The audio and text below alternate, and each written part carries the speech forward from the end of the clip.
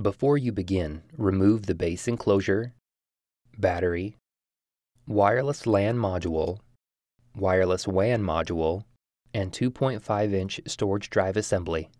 Removal. Important. Make careful note of the routing of the wireless antenna and display panel cables for later replacement.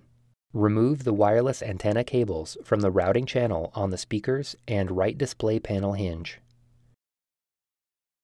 Using minimal force, lift the locking bar up on the display panel cable ZIF connector and disconnect the display panel cable from the motherboard. Remove the display panel cable from the routing channel on the speakers and left display panel hinge. Grasp the top cover near the display panel hinges and open it approximately 90 degrees. While supporting the top cover, remove the two 4mm T8 Torx head screws that secure the left display panel hinge to the top cover.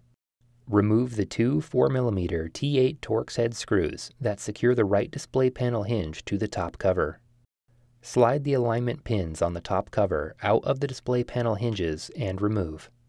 Note: before installing a new top cover, remove all components from the old top cover and install them onto the new top cover. Reverse this procedure to install the display panel assembly or top cover.